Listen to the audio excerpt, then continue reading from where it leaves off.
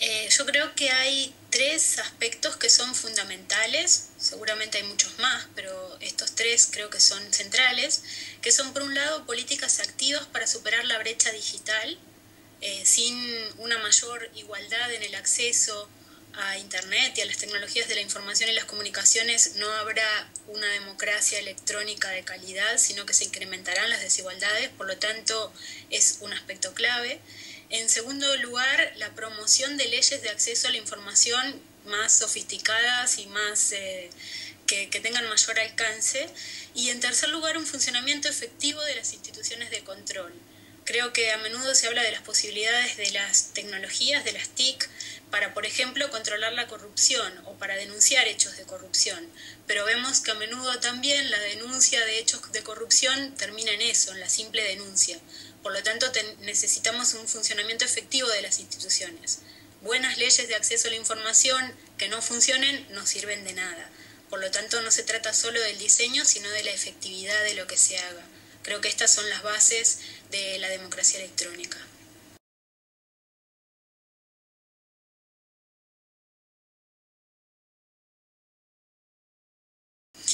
En mi análisis de la región, de toda América Latina, lo que considero muy interesante e importante es la creciente actividad de las organizaciones de la sociedad civil para, por ejemplo, seguir campañas electorales. Y por mencionar algún caso, puedo citar a Vota Inteligente en Chile, o Vota Bien en Perú, o Cuestión Pública en Brasil. También el uso de plataformas de Internet para el seguimiento de la actividad legislativa.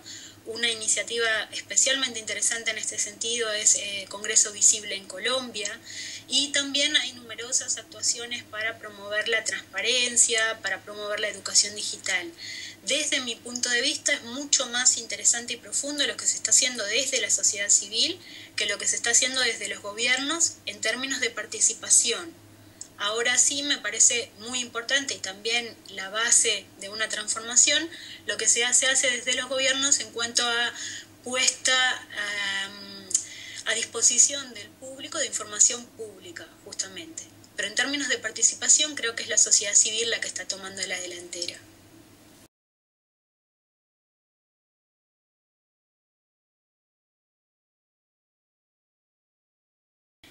Creo que uno de los retos más grandes desde el ámbito de los gobiernos y poderes legislativos es el generar unos marcos más claros para la participación. Porque en lo que yo he observado en mi estudio de la participación ciudadana digital en el ámbito nacional es que la mayoría de los espacios participativos son más bien simbólicos. No se sabe muy bien qué se puede esperar de esa participación. Eso tiene sentido en el estado actual de difusión de la tecnología, porque darle mucho poder a esos espacios generaría también una contradicción, porque habría una creciente desigualdad entre unos ciudadanos que tienen acceso y otros que no. Pero a su vez tiene como contrapartida que desincentiva la participación digital. Esto se ve claramente en los foros legislativos que hay en la región, ¿no? En Perú quizá especialmente, pero también en Brasil y en otros casos, que la participación es bastante errática, no hay ninguna regla clara sobre qué va a pasar con eso, ni ninguna regla clara sobre cuál será el feedback.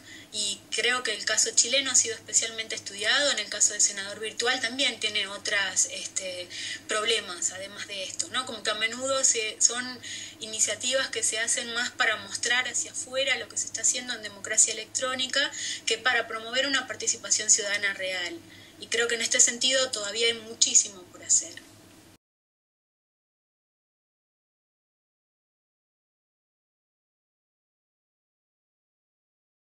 Como ejemplos de lo que se debe hacer, por supuesto toda experiencia real tiene problemas, creo que nuevamente me referiría a las actuaciones de la sociedad civil.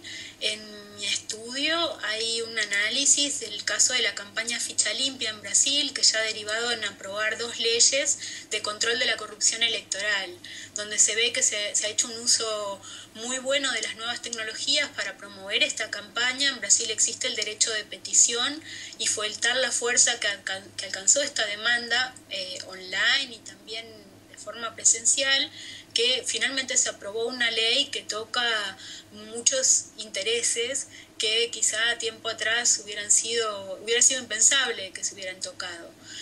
Desde el ámbito de los gobiernos hay iniciativas interesantes como la urna de cristal en Colombia, que tiene como positivo nuevamente que articula distintos actividades online, con participación telefónica, con difusión en televisión y también con encuentros presenciales. Creo que es muy interesante la iniciativa, pero esta tiene un riesgo claro que tienen muchas iniciativas de democracia electrónica promovidas por los gobiernos, que es lo difuso que aparece el límite entre lo que es una real participación ciudadana con actividades de proselitismo del partido o gobierno que la promueva.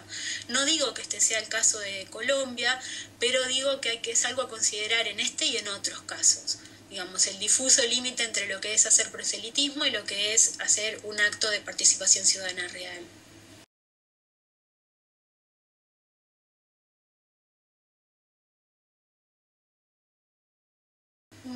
Creo que vivimos en un mundo bastante inestable en el que es difícil hacer predicciones. Leyendo algunas de las conclusiones del estudio, me preguntaba, del estudio en general, no solo de mi aporte, cuánto hay de idealización a veces también de lo que está pasando con las posibilidades abiertas con las TIC para la movilización ciudadana. Me refiero, por ejemplo, a un caso como el de España. En los últimos días, en los últimos meses, se ha hablado mucho, ya hay libros publicados sobre el movimiento de los indignados y su uso de las nuevas tecnologías. También se ha hablado mucho de la primavera árabe, pero cuando vemos los casos más de cerca, bueno, en el caso español podemos observar que nada ha cambiado demasiado más que considerar que la ciudadanía se ha movilizado. No hay ninguna de las reformas solicitadas por el movimiento está siendo considerada ni por el gobierno ni por el parlamento. Por lo tanto, a veces nos quedamos como muy contentos de ver simplemente la movilización. Digo, también tenemos que seguir observando lo que pase en Egipto o en Túnez. No es posible cantar victoria enseguida, ¿no? Creo que hay que ser un poco más cautos. También puedo referirme al caso de Wikileaks. Hace poco se comentaba que quizá Wikileaks, más que haber forzado a abrir y modificar las políticas de información de los gobiernos, haya provocado un cierre aún mayor. Hasta ahí he sido muy pesimista, creo, con lo que vengo diciendo. Sin embargo, no lo soy. Yo creo que debemos ser cautos, pero sí que podemos ser optimistas. Me parece que, como mencionaba al principio, la sociedad civil está cada vez, sobre todo las organizaciones de la sociedad civil, están cada vez más activas, promoviendo una serie de actuaciones que sí, que refuerzan la democracia, que exigen mayor transparencia, que exigen mayor control, y que esto yo creo que realmente puede generar un círculo virtuoso y mejorar la calidad de la democracia. Me parece que lo veremos en los próximos años.